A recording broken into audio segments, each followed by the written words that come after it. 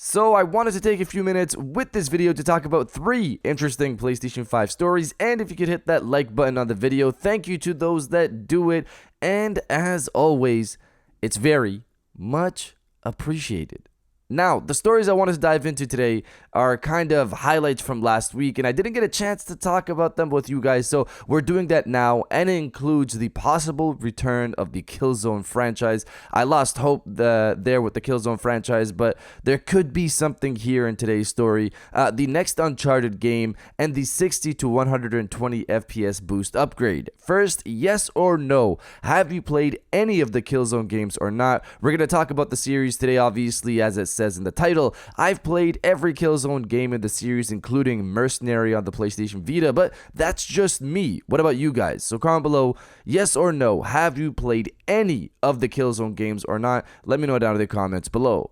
Now, diving into the first story of the video, the next Uncharted game. So, I'm not going to dive into the old history of this, where the visual arts service group at Sony was going to work on an Uncharted remake, but then later on, that became The Last of Us remake, and then that moved over to Naughty Dog. That story is done. We have The Last of Us remake. It came out. That story is over and done with. But in terms of this new Uncharted, last we heard about it came from website theleak.co last year. Apparently, a new Uncharted reboot has been greenlit, and the game won't be developed by Naughty Dog, but rather an unknown developer. Naughty Dog will initially assist in the project. This information again came to light late last year in December. The timing of this is interesting because it kind of falls in line with some people's guesses from the latest news we're hearing about the Bethesda Indiana Jones game. We originally heard that this game was going to be on multiple platforms, but thanks to the Activision Microsoft trial going on right now, it slipped out that this game is now an Xbox exclusive.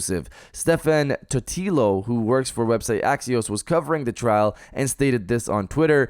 FTC lawyer questioning Bethesda's Pete Hines confirms that Disney had a deal for an Indiana Jones game that would be for multiple consoles. Hines confirms FTC says deal was amended post-acquisition to be Xbox only for consoles. So there you have it. This decision was probably done not long after Bethesda was fully acquired back in early 2021. Sony probably already intended on bringing back Uncharted, but this information probably pushed them more so sometime last year, it seems. Xbox will now have Indiana Jones, and PlayStation will reboot the Uncharted franchise. These two franchises will probably clash in the future. I personally hope that this game, the new Uncharted reboot, takes place in Drake's 20s. Uncharted 1 to 4 takes place in Drake's 30s for the most part, and we've always just heard conversations between Drake and Sully about their older adventures. This reboot could be a perfect time to tell those stories.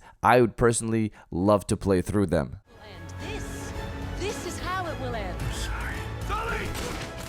Now, diving into the second story of the video, Killzone Remastered Collection. So this could really be any remastered collection, but I chose Killzone because I hope it's on the list with the game's 20th anniversary happening next year. Yes, Killzone 1 released in November of 2004, and next year it'll be 20 years since then. I know that's crazy. What I hope Sony doesn't do is the same garbage they did with Sly Cooper and Ratchet & Clank for their 20th anniversary late last year by throwing in those games stream-only versions on PlayStation Plus. I will say for Ratchet & Clank, they did add the original games which weren't already a part of the PlayStation Now service for years. Like Sly Cooper, for example, what they did there was they just took those games off the service in June of last year and then just added them back in late last year to celebrate Sly Cooper's 20th anniversary, which was very saddening for me to see, honestly. I thought they would at least remaster those games for the PlayStation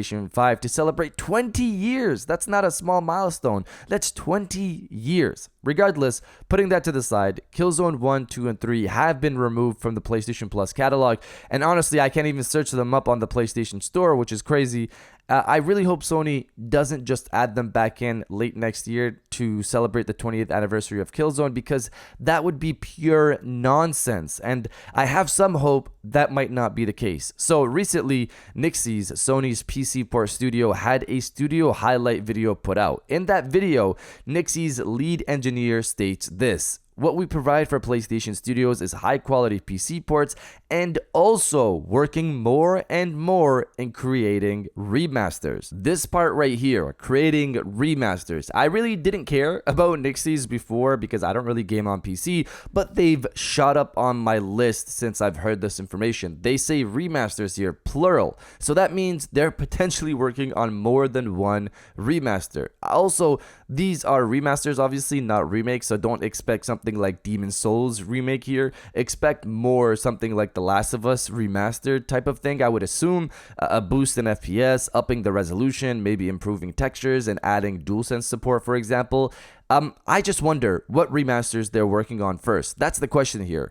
My hope for Killzone to return died when we heard Simon LaRouche and Chris Lee, two veteran FPS developers that have worked on past Killzone and SOCOM games, for some reason are not actually working on an FPS title, but are actually working on the Horizon multiplayer. That's been confirmed recently thanks to their LinkedIn profiles. But now, with Nixies, I have some hope they could be bringing back Sony's backlog of titles to the PlayStation 5.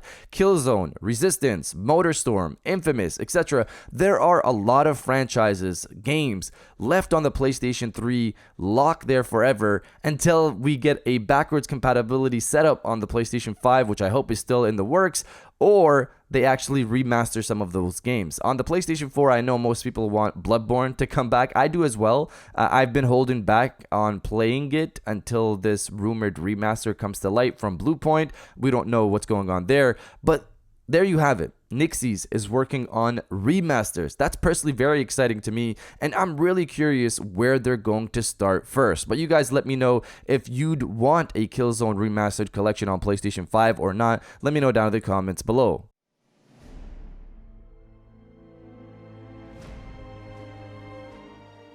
And now diving into the final story of the video, 60 to 120 FPS boost upgrade. Reading from PlayStation Universe, according to the game producer of PSVR 2's sci-fi action title Hubris, Sony is looking to improve its reprojection technology for PlayStation VR 2 games that are clocking in at 60 FPS. Cohen made the comments during a Reddit AMA where he said that the improvements are an ongoing process at Sony. We did not have issues with stuttering hands.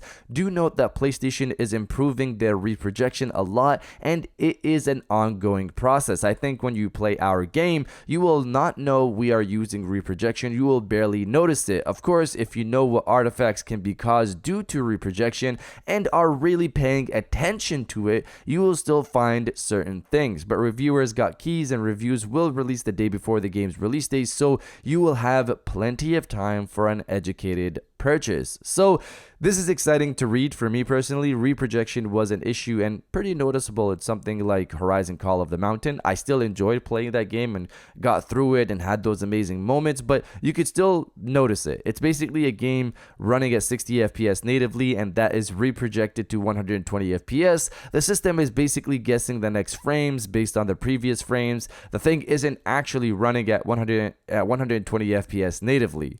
This causes ghosting issues in games. For example, you would see like a double effect near characters and stuff like that. One of the reasons why I want a PlayStation 5 Pro is to have full force 120 FPS natively 4K on these PlayStation VR 2 titles. However, it's great to hear that Sony is working on improving reprojection technology so it's less noticeable, allowing more games to push to 120 FPS and look great at the same time. But you guys let me know if you're happy Sony is working on improving reprojection or you don't care. Let me know down in the comments below. And if you guys did enjoy this video, please hit that like button as it always helps, and subscribe if you're new. I got new videos every Monday, Wednesday, and Friday. And now I'll check you guys out on the next one.